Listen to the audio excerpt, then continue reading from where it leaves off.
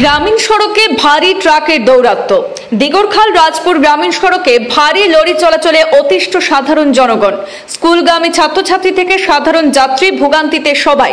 ভাঙন আর দুর্ঘটনার আতঙ্কে দিন কাটছে গ্রামবাসীর।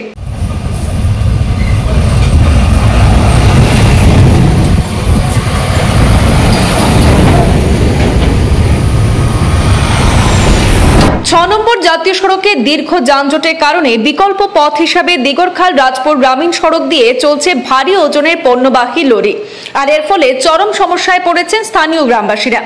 তাদের অভিযোগ, স্বাধীনতার পর থেকে একাধিক আন্দোলনের ফলস্বরূপ দিগরখাল থেকে চণ্ডীপুর হয়ে রাজপুর পর্যন্ত গ্রামীণ সড়কটি সিসি ব্লক দিয়ে নির্মাণ করা হয়েছিল, কিন্তু বর্তমানে লাইমস্টোন বোঝাই ডাম্পার সহ বিভিন্ন ভারী লরি অবাধে চলাচল করায় রাস্তাটির একাধিক অংশ ভেঙে ক্ষতিগ্রস্ত হচ্ছে। স্থানীয়দের বক্তব্য, এই সড়কটি মূলত গ্রামীণ যোগাযোগের জন্য তৈরি, তাই এত ভারী যানবাহন বহনের ক্ষমতা নেই। এভাবে চলতে থাকলে খুব শীঘ্রই রাস্তা সম্পূর্ণরূপে বিনষ্ট হয়ে যাবে।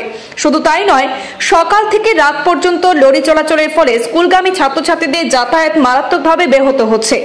সরু পথ দিয়ে বড় বড় যানবাহন চলাচলের কারণে যে কোনো সময় বড় দুর্ঘটনা ঘটতে পারে বলে আশঙ্কা করছেন বাসিন্দারা। ফলে আতঙ্কিত গ্রামবাসীরা অতি সত্বর জেলা শাসকের হস্তক্ষেপ দাবি করেছেন এবং এই গ্রামীণ সড়ক দিয়ে ভারী যানবাহন চলাচল বন্ধ করার জন্য প্রশাসনের কাছে আবেদন জানিয়েছেন। আপনার নামটা? আমার নাম পার্থ মোহন নাথ। আচ্ছা, গ্রামের নাম? আমার গ্রামের নাম রাজেশ্বরপুর ও চণ্ডীপুর। আচ্ছা, পার্ট 4 পার্ট 3। আচ্ছা, আপনার অভিযোগটা কি?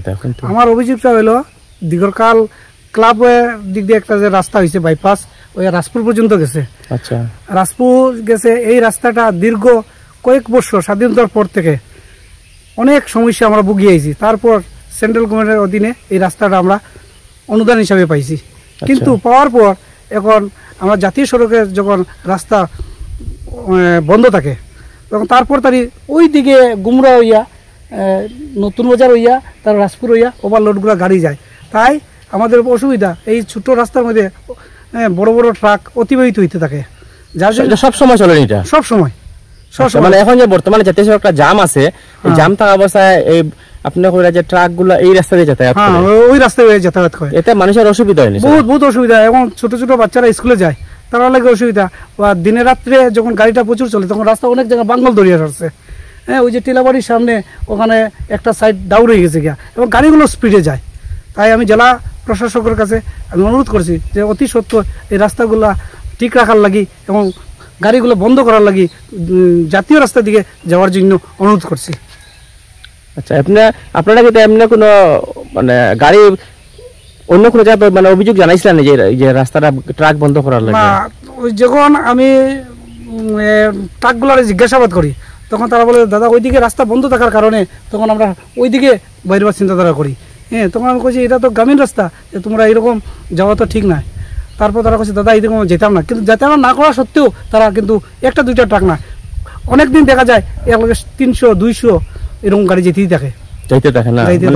গ্রামে আপনারা কইতেছে যে এই গাড়িগুলো যাতায়াতের ফলে আপনার ছাত্রছাত্রীর অসুবিধা হয়? ছাত্রছাত্রী এবং সাধারণ মানুষ অনেক কষ্ট হয় বাজার ঘাটের লাগি। ওই রাস্তাটা এত ছোট রাস্তা, কিন্তু এত বড় বড় গাড়ি যায় ওভারলোড লইয়া, লাইমস্টোন অন্যান্য আরো গাড়ির মধ্যে জিনিস থাকে যেগুলা ট্রান্সপোর্টের মাল, কিন্তু এই রাস্তাটা ওভারলোড লওয়া যাওয়া সত্ত্বে কিন্তু রাস্তাটা দীর্ঘদিন টিকতে পারতো না। রাস্তার ক্যাপাসিটি এতগুলা নাই, রাস্তার ক্যাপাসিটি মানে এতটুকু নাই। এটা তো সিসি ব্লকের রাস্তা, গ্রামীণ রাস্তা। গ্রামীণ রাস্তা, কিন্তু এই রাস্তা যদি অসুবিধা দাঁড়ায় তারপরে এটা আমরা আবার আনা আমাদের অনেক কষ্ট হইব। অনেক বছর পরে সেই রাস্তাটা আমরা পাইছি। এটা কইতেই কই পর্যন্ত গেছে রাস্তাটা? এটা দিগরখাল সমাজজনক ক্লাবের ওইদিকে বাইরিয়া আর রাজপুর ওইয়া এই রাস্তাটা কি রোড কই, এটা জলাপুর রোডের সাথে জড়িত হয়েছে। আচ্ছা।